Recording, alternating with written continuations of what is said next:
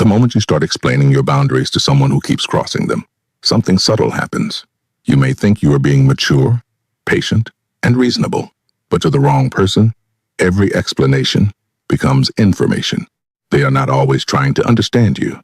Sometimes they are measuring you. They are watching how many times you will repeat yourself, how much disrespect you will tolerate, and how low the cost is for crossing your line again. This is why so many people feel exhausted after trying to communicate better. They replay the conversation and think, maybe I should have said it more clearly. Maybe I should have stayed calmer. Maybe I should have explained my feelings in a different way. But often, the problem was never your explanation. The problem was your expectation. You expected respect to appear because you explained the boundary. But respect that must be begged for is already unstable. Stoicism teaches something uncomfortable, but freeing. You are responsible for your character, not for convincing others to respect it. You control your response, not their maturity. You control your standards, not their willingness to honor them. The moment you stop negotiating your dignity is the moment your power begins to return. Disrespect is rarely random. Sometimes it begins as a small test. Someone interrupts you again and again. Someone makes a subtle joke about you in front of others. Someone dismisses your opinion, pushes your boundary, or speaks to you in a tone they would not use with someone they truly feared losing. It may look casual, but beneath it is a quiet question. How far can I go with this person? And the way you respond becomes their answer. If you explode, they learn that you are emotionally easy to control. If you say nothing out of fear, they learn that you will avoid conflict even when your peace is being invaded. If you over-explain, they learn that you still want approval. And wanting approval is one of the easiest handles for a disrespectful person to grab. This does not mean every mistake is manipulation. People are imperfect. Some will cross a line without realizing it, and a clear conversation may be enough. But when the same line is crossed again and again, the issue is no longer misunderstanding. It is pattern. And a pattern does not need another speech. It needs a consequence. The Stoic path is not to become aggressive. It is to become steady. You do not have to shout to be firm. You do not have to insult someone to protect yourself. You do not have to prove your worth in a courtroom of someone else's judgment. Your task is simpler and harder.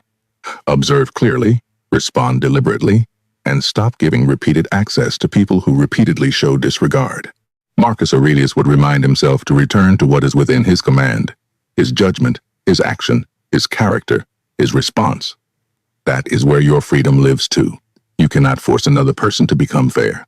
You cannot make them value what they are determined to misuse. But you can stop making your peace dependent on their understanding. You can stop trying to educate someone who benefits from pretending not to know.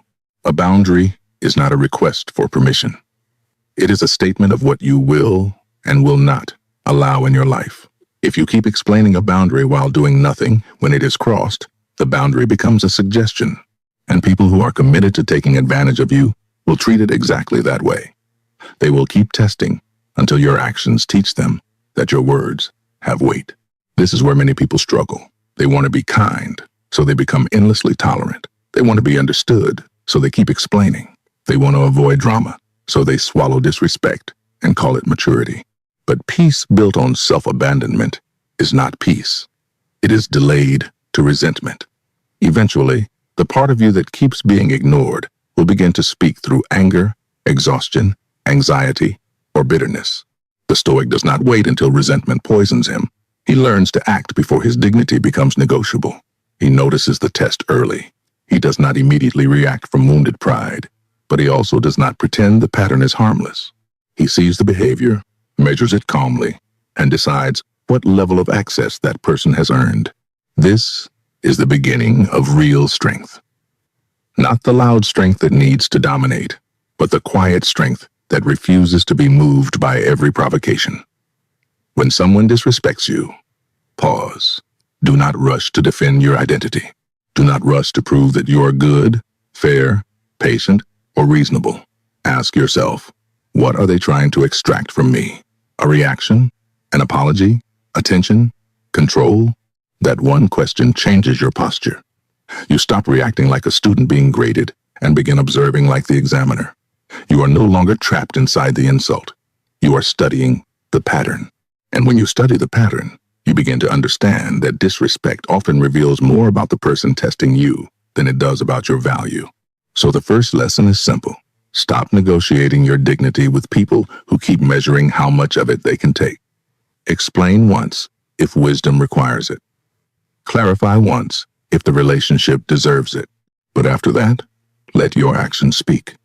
Reduce access. Step back. Respond calmly. Refuse the old role. Your self-respect must become more than something you say. It must become something people can feel in the way you live. And in the next part, we will go deeper into why disrespect functions like a test and how to stop giving people the reaction they are trying to purchase from you. Disrespect is often a test before it becomes a habit. A small interruption, a careless joke, a dismissive tone, a boundary pushed just slightly past where it should be. The wrong person may not begin with open cruelty. They begin by watching. They want to know how much resistance you have, how quickly you defend yourself, how badly you need to be liked, and whether your peace can be disturbed on command. Most people miss this because they treat every disrespectful moment as an emotional accident. They think, maybe they were stressed. Maybe they did not mean it. Maybe I am being too sensitive. And sometimes that may be true. But when the same behavior repeats, it is no longer an accident. It is information. It is a pattern showing you how that person handles your limits when your comfort is inconvenient for them. Think about the last time someone crossed a line with you. Maybe they spoke over you in front of others. Maybe they turned something personal into a joke. Maybe they dismissed your opinion as if your mind carried no weight. In that moment, what did you do? Did you fire back in anger? Did you explain yourself for 10 minutes? Did you go silent because conflict felt too uncomfortable? Every response taught them something. Anger teaches them where the trigger is. Silence, when it comes from fear, teaches them that you will swallow disrespect to keep the peace. Over-explaining teaches them that you still want their approval. And approval is leverage. The moment someone senses that you need them to see you as good, reasonable, kind, or worthy, they can use that need to keep pulling you back into the same conversation. This is why over-explaining weakens boundaries. You may think more words will finally make them understand. But if respect depended on explanation, it would have appeared already. A person who respects you does not need a full speech to understand a clear line. And a person who benefits from crossing that line may use your speech only to study how much more they can take. The Stoic shift begins when you stop reacting like a student being graded and start observing like the examiner. Instead of asking, why are they doing this to me? Ask, what are they trying to gain from this? Are they looking for attention, control, superiority, an apology they did not earn, a reaction that proves they still have access to your emotions? That question pulls you out of the storm and places you above the pattern. When you pause, even for a few seconds, you interrupt the test. You stop giving instant data. You stop showing the other person exactly where to push next. There is strength in that pause, not dramatic strength, not the kind that needs to be seen, but the quiet strength of a person who refuses to be dragged out of himself. This is not passive. It is deliberate. When someone makes a cutting remark and you do not rush to defend your entire identity, you are not surrendering. You are evaluating. You are deciding whether their words deserve entry into your mind at all. You are deciding whether this moment requires correction, distance, silence, or a firm consequence. The power is in the fact that you choose instead of being pushed into reaction. Disrespect loses some of its edge when you see it as information rather than injury. It may still be unpleasant. It may still sting. But now, it reveals something. It reveals how the other person behaves when they feel they can test you. It reveals whether they value, respect, or only access. It reveals whether they are careless once or consistently comfortable making you smaller. And sometimes, if you are honest, their words sting because they touch an insecurity you already carry. Carl Jung said that everything that irritates us about others can lead us to an understanding of ourselves. That does not mean the disrespect is acceptable. It means the reaction can teach you something. If a certain insult stays in your mind for days, ask yourself what wound it touched. If a certain tone makes you feel powerless, ask where that feeling began. Self-awareness removes leverage. The more you understand your own sensitive places, the harder you become to manipulate. You no longer react from surprise. You recognize the hook before you bite it. You can say to yourself, this is where they want me to lose control. This is where they expect me to explain. This is where the old version of me would beg to be understood. And once you see the script, you do not have to perform in it. This is where boundaries become more than words. A boundary is not proved by how beautifully you explain it. It is proved by what changes after it is crossed. If nothing changes, the boundary has no weight. If access remains the same, the person learns there is no real cost. But if you calmly reduce access, step back, answer less, or remove yourself from the pattern, your dignity becomes visible without needing a speech. Every disrespectful exchange is an offer. The other person offers you a transaction. Give me your anger, your defense, your anxiety, your need to be approved, and I will feel powerful for a moment. If you accept the offer, the cycle continues. But if you respond with calm observation, simple facts, or silence backed by action, the transaction fails. The energy they expected does not arrive. That absence speaks louder than an argument. It says, I see what is happening, and I will not reward it. It says, my peace is not available for this. It says, you may test the line, but I am no longer confused about where it is. So when disrespect appears, do not rush. Do not panic. Do not perform reasonableness for someone who is measuring your tolerance. Pause. Observe. Name the pattern privately. Respond only from clarity. Because the first victory is not making them respect you.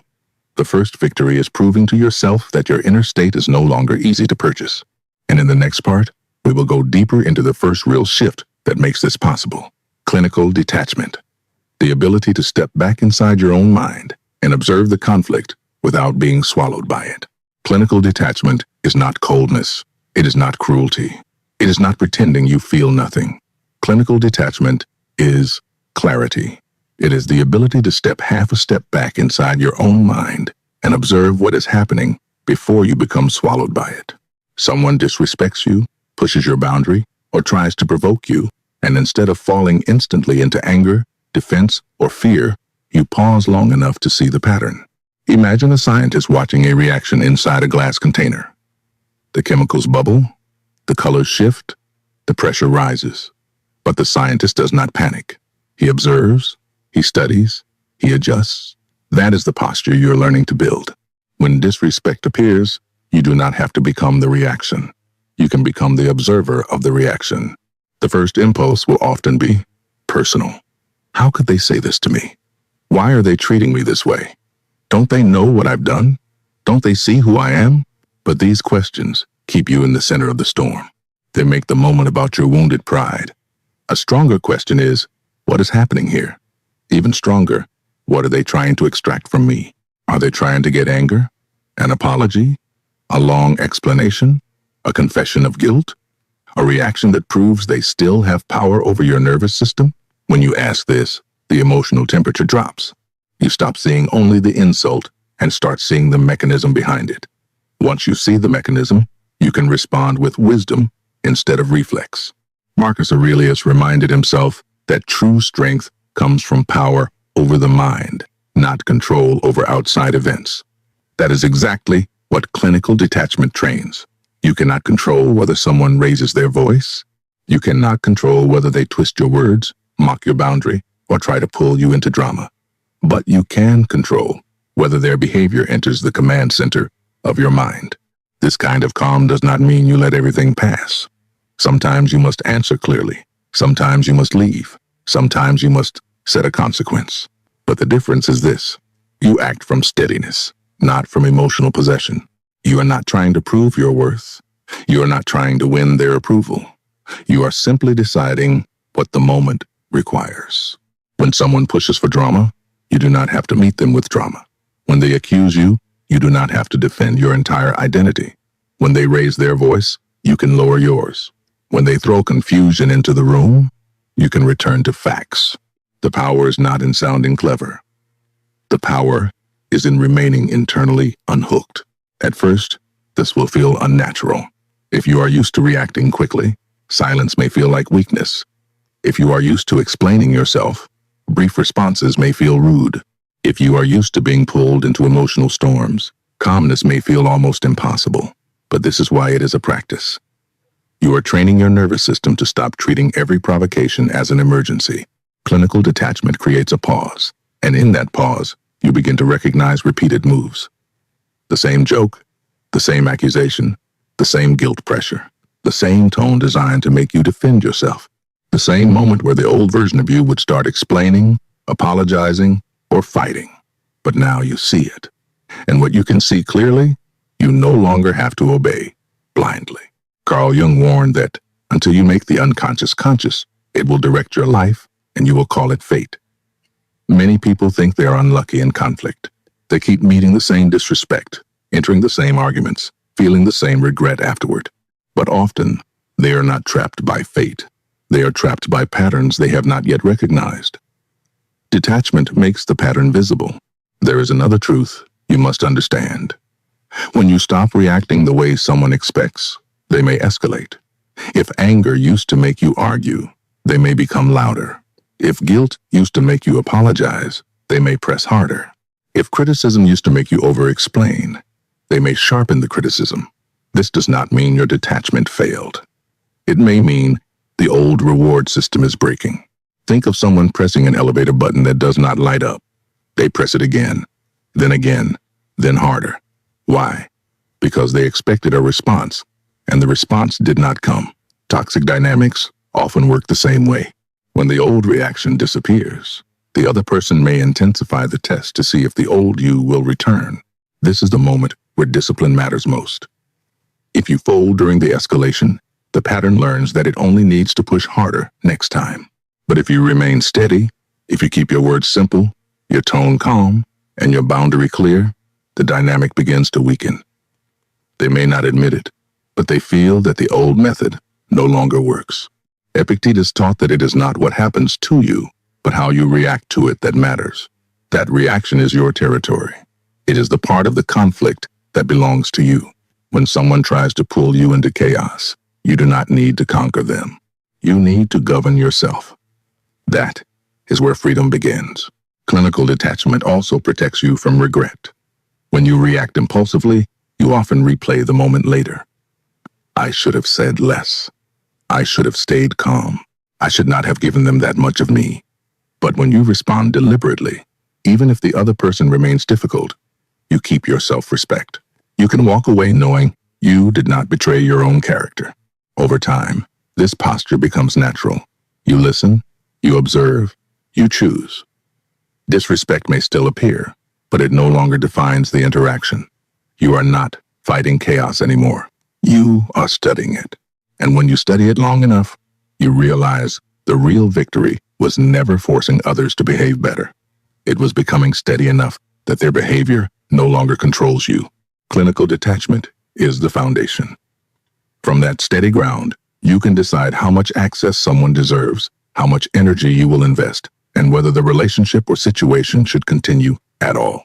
And in the next part, we will go deeper into what happens when the old pattern escalates and why staying calm during that pressure is proof that your power is returning. When you stop reacting the way you used to, the old pattern will often fight to survive. For a long time, the cycle may have worked in someone else's favor. They pressed the guilt button, and you apologized. They provoked you, and you argued back. They criticized you, and you rushed to defend yourself. Every reaction gave them confirmation that the strategy still worked. But the moment you remove the reaction, something changes. The familiar loop no longer produces the same reward. They expected heat, and you gave calm. They expected panic, and you paused. They expected a long explanation, and you answered with simplicity. This is when the pressure may increase, not because you failed, but because the old strategy is losing its power. Think of someone pressing an elevator button that does not light up. At first, they press once, then again, then harder. They assume the response should come because it always came before. Human behavior works in a similar way. When someone is used to getting emotional energy from you and suddenly receives none, they may press harder to see if the old version of you is still there. This can look like louder accusations, sharper words, guilt, sarcasm, coldness, or dramatic behavior. They may call you distant, selfish, difficult, or changed. They may bring up old mistakes. They may try to make you feel guilty for protecting the very peace they kept disturbing. This is the point where many people return to the old pattern because the pressure feels uncomfortable. But look carefully. You did not make the situation worse. You made the old behavior ineffective. That is why it intensified. The pattern is searching for its former reward. It wants your anger, your fear, your explanation, your apology, your need to be understood. If you give it what it wants, the pattern learns one thing. It only needs to push harder next time. This is why steadiness matters. Marcus Aurelius said, "The best revenge is not to become like the person who harmed you." That means you do not mirror chaos just because chaos is placed in front of you. You do not become cruel because someone is cruel. You do not become loud because someone is loud.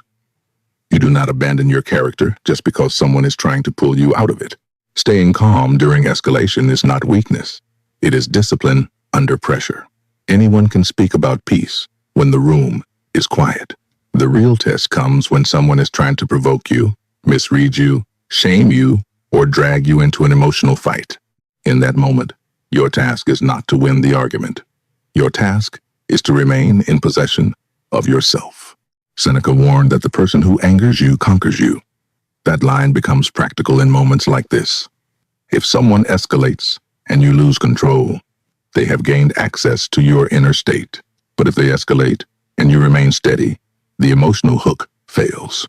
They may still speak, they may still accuse, they may still try, but they no longer own your reaction. This does not mean you tolerate abuse or stay in harmful situations.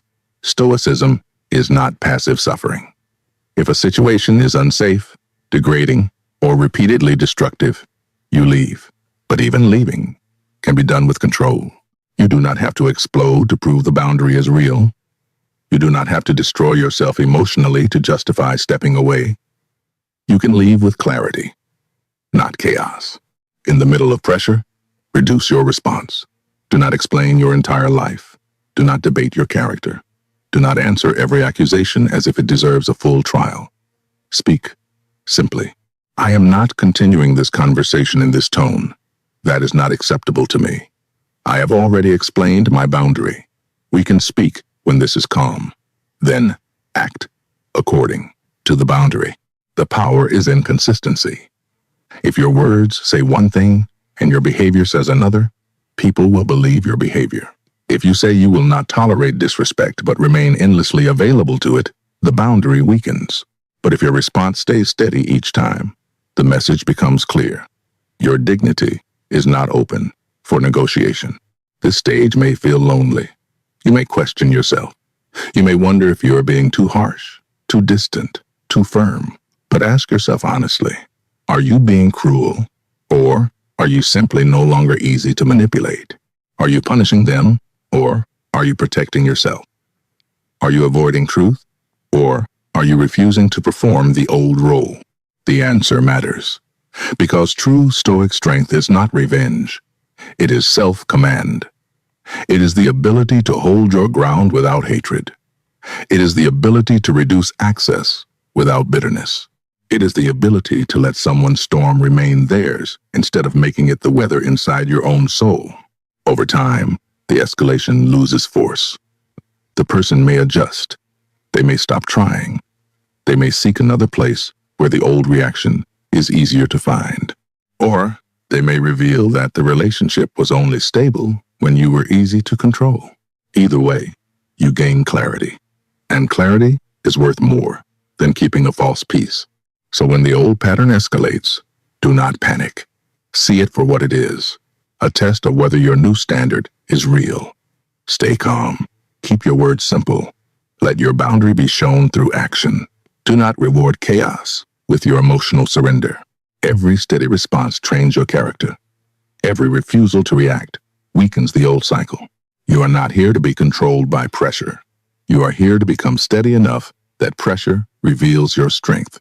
And in the next part, we will go deeper into how to answer disrespect with facts instead of emotion, and why refusing to argue with labels can protect your peace. At this stage, your response becomes simpler, not louder. When someone disrespects you, the old version of you may want to defend every part of your identity. You may feel the urge to prove that you are not selfish, not lazy, not dramatic, not weak, not too sensitive, not the person they are trying to label you as. But the moment you begin arguing with labels, you step into their frame. Labels are emotional hooks. Words like selfish, dramatic, useless, ungrateful, or too sensitive are often not honest descriptions of behavior. They are designed to provoke a reaction. They push you toward a long defense, a heated explanation, or an emotional confession.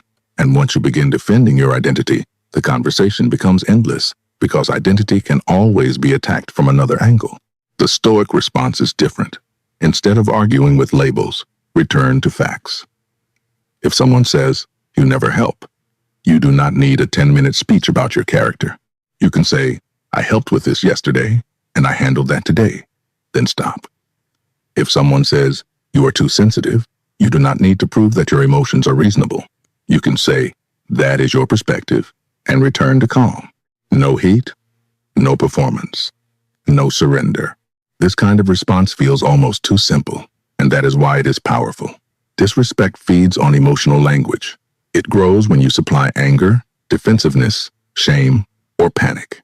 But facts are clean. Facts do not beg. Facts do not perform. Facts do not ask the other person to approve of your worth. They simply stand there with their own quiet weight. Marcus Aurelius reminded himself that if something external disturbs you, the pain often comes not from the thing itself, but from your judgment about it. When someone throws a label at you, the true disturbance begins when you treat that label as a verdict. If you treat it as truth, you collapse. If you treat it as noise, you remain steady. If there is truth inside the criticism, you can correct it quietly. If there is no truth, you can let it pass. This is where many people lose power. They hear a label and immediately try to destroy it. But in trying so hard to disprove it, they show that the word has found a wound. The person testing you may not know everything about you, but they can see your reaction. If you flinch, they learn where to press again. If you panic, they learn what still controls you. If you explain too much, they learn that your sense of self can still be pulled into court. That is why the deeper work is not only learning what to say, it is learning why certain words hurt so much. If a stranger says something absurd about you, you may laugh and continue walking. It does not land because it touches nothing real inside you. But when a certain insult stays in your mind for days, when it echoes after the conversation is over, it often touched a quiet doubt you already carry. This does not mean they were right to disrespect you. It means the reaction is showing you where healing is needed. If being called incompetent shakes you deeply, ask what part of you still doubts your ability. If being called unlovable destroys your peace, ask where that fear has been living. If being misunderstood makes you desperate to prove yourself, ask why their opinion feels more powerful than your own knowledge of your character. Carl Jung said that what irritates us in others can lead us to an understanding of ourselves. The insult is not always the root. Sometimes it is only the trigger. The root may be an old insecurity, an old shame, an old fear that you have not fully faced. Once you see that, the disrespect loses some of its magic. It stops being a mysterious attack and becomes information about both them and you. The real armor is not a sharper tongue. It is self-acceptance. When you can say privately, "Yes, I am still growing. Yes, I have flaws. Yes, I have made mistakes. Yes, I am imperfect. But my worth is still not up for public negotiation." You become harder to shame. What you have accepted within yourself cannot be used so easily against you from the outside. This is not arrogance. It is ownership. Marcus Aurelius said that if someone could show him he was wrong, he would gladly change. That is strength. He did not need to pretend perfection. He only needed to remain committed to truth. If criticism contains something useful, take the lesson. If it is only meant to wound, release it. Either way, Do not hand your inner stability to the person speaking. When you respond with facts, you protect the conversation from becoming theater. When you respond with self-awareness, you protect your mind from becoming a battlefield. You no longer need to win every verbal exchange because you are no longer trying to prove that you exist, that you matter, or that you are worthy of respect. You already know the standard you live by. Over time, people begin to feel this change. The old hooks do not catch as easily. The old labels do not produce the old performance. The old accusations do not receive the same emotional feast. You speak when necessary. You remain silent when silence protects your dignity. You correct what needs correction, but you do not debate your entire soul with someone committed to misunderstanding it. So the next time someone tries to label you, pause. Do not accept the label automatically. Do not attack it wildly. Return to what is concrete. What happened? What is true? What is within your control? What action reflects your values now? Let the facts speak, where emotion would only feed the fire. And when the words still sting, do not waste the pain. Study it. Ask what it touched. Heal the part of you that still needs outside approval to feel safe. Because the more complete you become within yourself, the less power other people's labels have over your peace. Disrespect loses momentum when it cannot find the same emotional fuel. Labels lose weight when your identity is no longer fragile. And once you stop arguing with every word thrown at you, the next lesson becomes even deeper. You must release the hope that certain people will finally become different. There is one internal decision that changes everything, and it does not happen loudly. It does not need a speech, an argument, or a final confrontation. It happens quietly inside your own mind when you finally stop hoping that certain people will become different just because you explain yourself one more time. This is difficult because hope can feel noble. Hope feels patient. Hope feels compassionate. Hope feels like love. But in the wrong place, hope becomes a chain. As long as you secretly believe they will suddenly understand, suddenly respect you, suddenly apologize, suddenly become the person you wish they were, you remain emotionally tied to their potential instead of responding to their reality. That is where much of the suffering begins. You keep explaining because you hope this time they will listen. You keep arguing because you hope this time they will admit they were wrong. You keep giving chances because you hope this time the pattern will break. But if nothing changes after repeated proof, then your hope is no longer wisdom. It is avoidance of what is already clear. Seneca warned that we suffer more in imagination than in reality. In this case, the imagination is not only fear. Sometimes it is imagined change.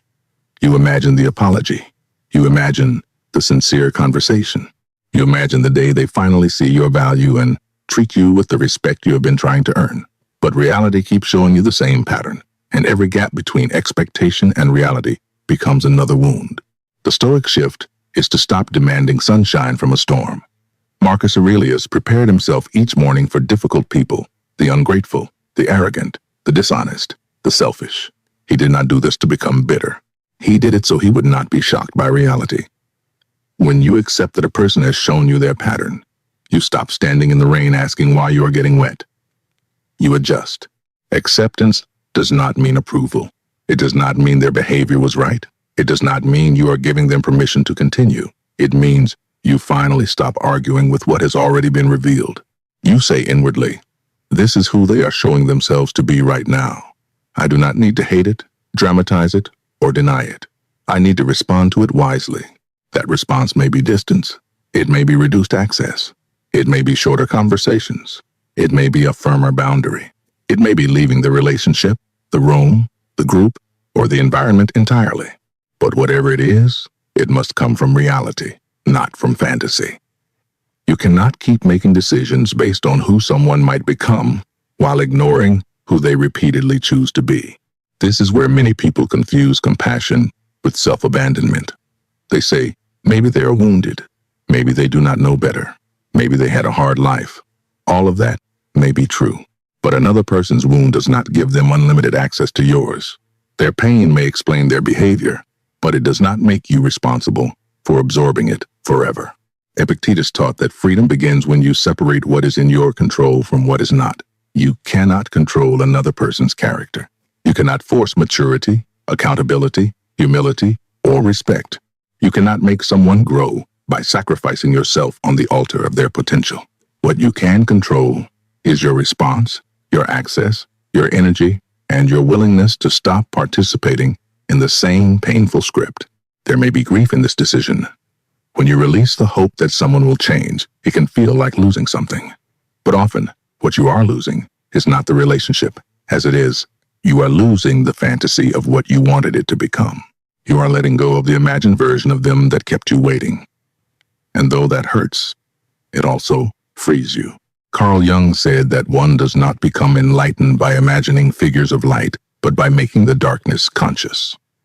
Seeing someone clearly, including their limitations, is not cruelty. It is consciousness. Denial keeps you vulnerable. Awareness protects you.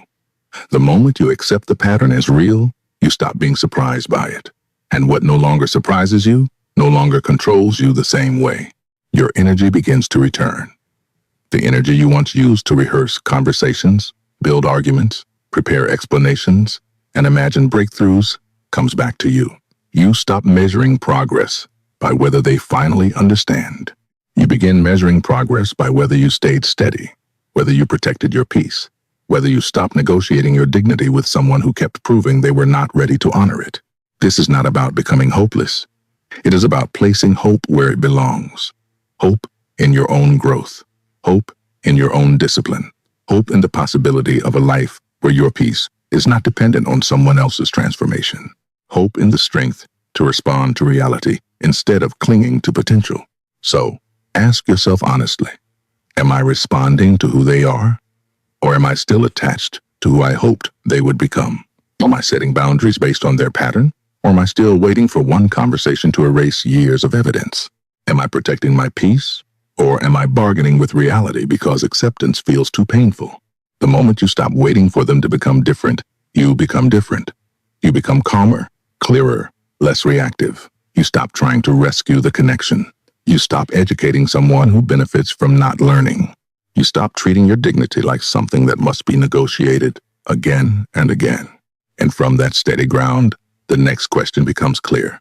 If you are no longer waiting for them to change, what will you now do with the freedom you have reclaimed? Once you stop waiting for someone to change, something practical begins to shift. You become selective with your energy. Not dramatic, not hostile, not bitter. Selective. You start to understand that your attention, your warmth, your time, and your vulnerability are not unlimited resources. They are valuable parts of your life, and they should not be handed freely to people who repeatedly misuse them. For a long time, you may have believed that giving more would create fairness. If you stayed patient enough, maybe they would soften. If you explained clearly enough, maybe they would understand. If you gave more kindness, more chances, more access, maybe the relationship would finally become respectful. But when generosity meets disregard again and again, it does not create balance. It creates depletion. This is where the Stoic becomes practical. He does not hate. He does not need revenge. He does not need to make a scene. He simply adjusts access to match reality. If someone repeatedly disrespects you, the depth of access changes. Conversations become shorter. Your responses become calmer and more direct. You share less of your inner world. You stop volunteering your wounds to people who have already shown they do not handle them with care. This is not coldness. It is clarity. Coldness tries to punish. Clarity tries to protect. Punishment wants the other person to suffer. Protection wants your peace to survive. From the outside, both may look like distance, but the spirit behind them is completely different. When you are protecting yourself, there is no bitterness in your tone. There is no need to prove a point. You are simply no longer offering deep access where deep respect is absent. Many people struggle with this because they confuse kindness with overexposure. They think being good means being endlessly available, endlessly forgiving, endlessly open. But wisdom knows that not everyone should receive the same version of you. Some people receive your warmth. Some receive your honesty. Some receive only politeness, and some receive distance. This is not arrogance. This is discernment. Seneca advised us to associate with people who are likely to improve us. That does not mean using people only for benefit. It means understanding that your environment shapes your mind. If you keep giving your deepest energy to people who drain, mock, manipulate, or dismiss you, you should not be surprised when your inner world feels heavy. Peace often begins when you stop giving premium access to people who treat it like something cheap. When you become selective, your behavior becomes quieter. You no longer rush to answer every message. You no longer explain every boundary again and again. You no longer enter every argument just to defend your character. You no longer give emotional paragraphs to people who only read them as weakness. You become calm, brief, and clear, not because you have nothing to say, but because you finally understand who deserves your words. This shift may feel uncomfortable at first. If you are used to being open with everyone, restraint may feel unnatural. If you are used to repairing every tension immediately, silence may feel cruel. If you are used to giving people endless chances, stepping back may feel like guilt. But guilt is not always a sign that you are wrong. Sometimes guilt is only the old habit of self-abandonment trying to pull you back. The important thing is your intention. Are you stepping back to hurt them or to protect your peace? Are you reducing access to manipulate them, or because reality has shown you what is safe? Are you being silent because you want them to chase, or because you no longer want to feed the old cycle? These questions keep your detachment clean. Stoic strength is not about emotional games. It is about self-command. And when you become truly selective, people feel the change. The jokes no longer provoke the same reaction. The guilt no longer makes you explain yourself for an hour. The accusations no longer pull you into long debates about your worth. Some people may stop trying because the reward is gone. Others may begin to show more restraint because they sense your boundaries are no longer flexible. Either way, the old dynamic cannot continue in the same way. This is where your peace creates space. Space for healthy relationships. Space for honest work. Space for your body to relax after living too long in emotional tension. Space for your mind to think without constantly preparing defenses. You may not realize how much noise you were living with until that noise begins to fade. And when it fades, peace stops feeling rare. It starts feeling normal. Marcus Aurelius said the best revenge is not to become like the person who harmed you. That is exactly the point. You do not need to mirror disrespect. You do not need to become cruel because someone else lacked kindness. You do not need to become loud because someone else tried to provoke you. You simply refuse to become the kind of person that the situation is tempting you to become. This is how dignity becomes embodied, not announced, not defended, embodied. You live as someone who knows his energy has value. You do not bargain for fairness from people who consistently show unfairness. You do not give the same access to someone after they have repeatedly crossed the same line. You do not keep handing your peace to people who treat your boundaries like suggestions. Carl Jung said that the privilege of a lifetime is to become who you truly are. But you cannot become who you truly are while constantly shrinking, explaining, and adjusting yourself around disrespect. At some point, you must stand in your own shape, not inflated, not reduced, just true. And truth always requires you to stop living for the approval of those who benefit from your confusion. So from now on, let access reflect respect. If someone respects your boundary, they can remain close. If someone keeps testing it, step back. If someone uses your vulnerability against you, share less. If someone only engages to provoke, give them no emotional reward. Be polite when possible, firm when necessary, and absent when wisdom requires it. This is not punishment. This is protection. This is the quiet result of finally meaning what you say. And once this steadiness settles into you, the final lesson becomes clear. The day you stop explaining your worth is the day your life becomes quieter. Not because the world changes, but because you do. The day you stop explaining your worth is the day your life becomes quieter. Not because the world suddenly becomes kinder, not because difficult people disappear, and not because disrespect never appears again.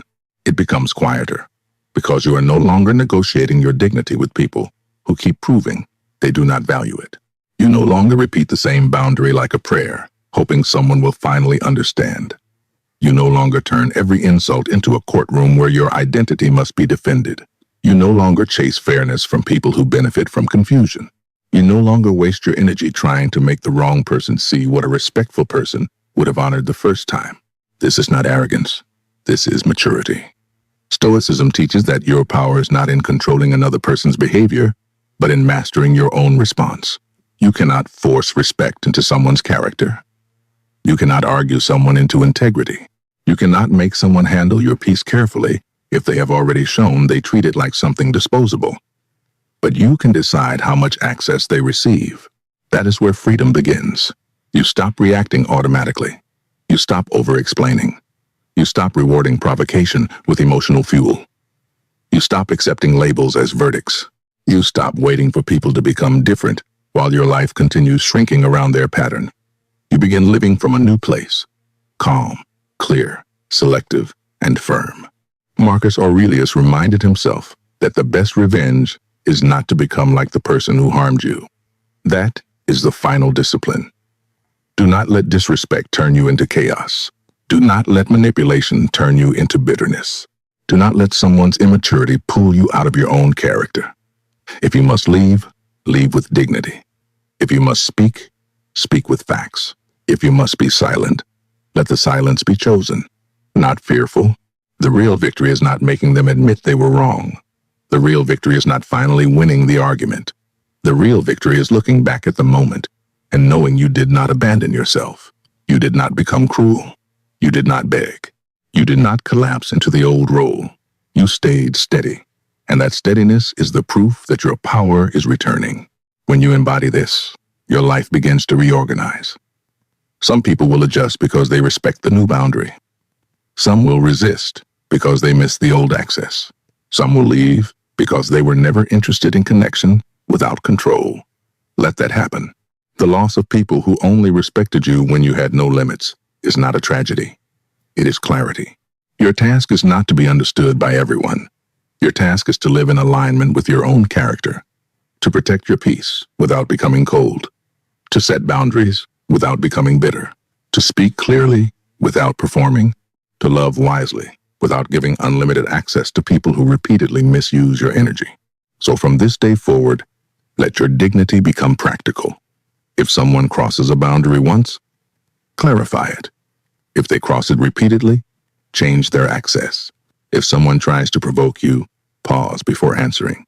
If they label you, return to facts. If they escalate, stay steady. If they show you a pattern, believe it. If the relationship requires you to keep abandoning yourself, step back.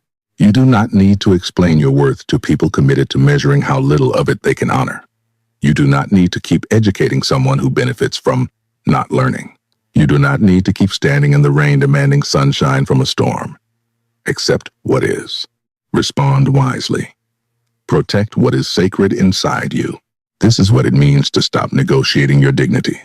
Not to become hard, but to become whole. Not to become loud, but to become steady. Not to control others, but to stop handing them control over your peace. The world may continue to test your boundaries, but the test loses its power when the answer is already clear. Your peace is not a debate. Your self-respect is not a discussion. Your energy is not a public resource. Your life is not a place where every disrespectful person gets unlimited access just because you are afraid to disappoint them. Stand firm. Speak less. Observe more. Reduce access where respect is absent. Let your actions carry the weight your words no longer need to carry. And remember this, the moment you stop explaining your worth, you stop living as a reaction. You begin living as someone rooted in his own command. If this reflection helped you, subscribe for more Stoic wisdom inspired by Marcus Aurelius, Seneca, and Epictetus. And leave this in the comments as a promise to yourself. I will stop negotiating my dignity.